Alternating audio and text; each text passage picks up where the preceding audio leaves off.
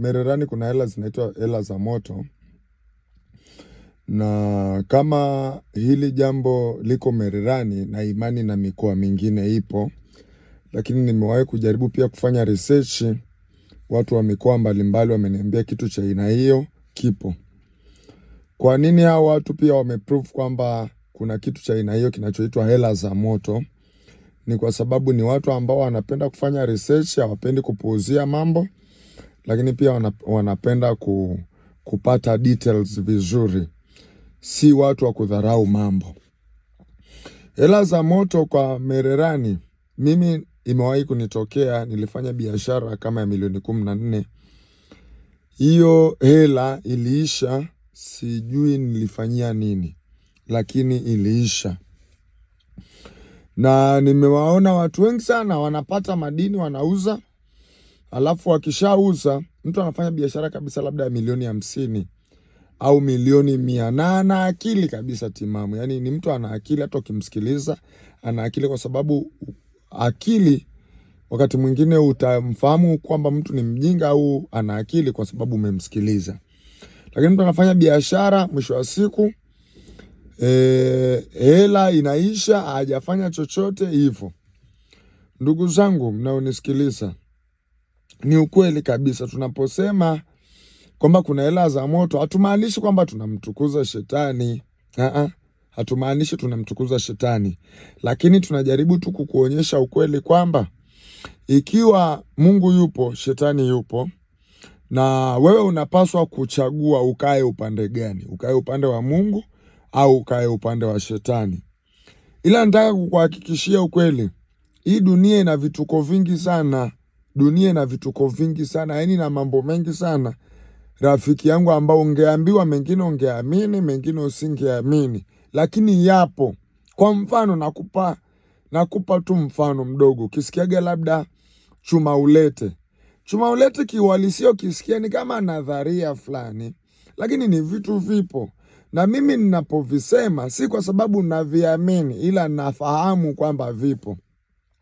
Kuna tofauti ya kukiamini kitu na kuna tofauti ya kukifahamu.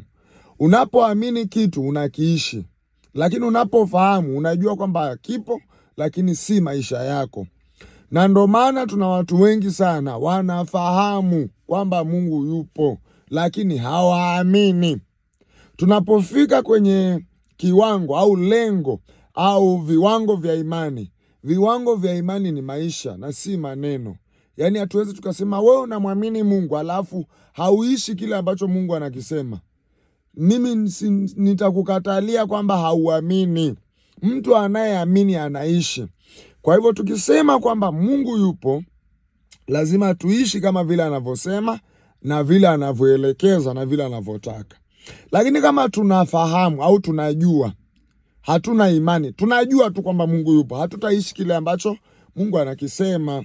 Kwa hivyo ndugu zangu, mimi ninaposema habari za hela za moto, si kwamba mimi naamini hivyo vitu. Mimi nafahamu kwamba vipo, lakini siviamini.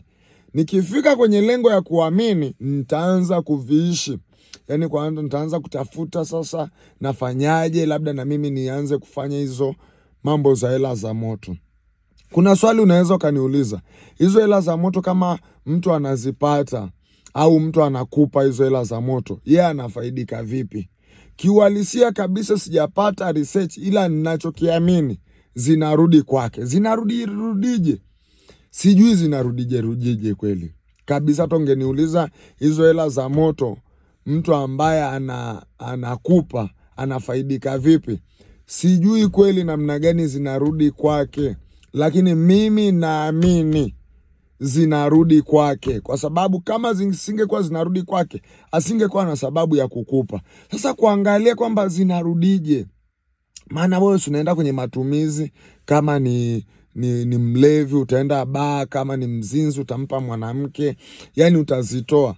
Sasa zinarudije kwake? Ndio hizo transfer. Sasa mimi sielewi, kwa sababu sijawahi kuwa mchawi.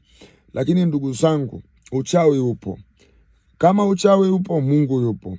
Mimi ninachokitaka ninapowaambia masuala ya kishirikina, ili msiabudu hivyo vitu kwa sababu havina manufaa. Ila unapompa Mungu nafasi ya ya kwanza, unapompa Mungu nafasi ya kweli, nataka kukuhakikishia Mungu anakuwaga ni mwaminifu, na baraka zake Biblia inasema hazina majuto. Baraka ambazo Mungu anakubariki, hata kama utahisi ni ndogo, lakini hazina majuto. Kuna mtu anaweza akawa na magorofa, ana magari, lakini hayo magorofa na magari alionayo yana majuto ndani yake. Kwa hivyo ni vizuri kufahamu kwamba shetani yupo, Mungu yupo.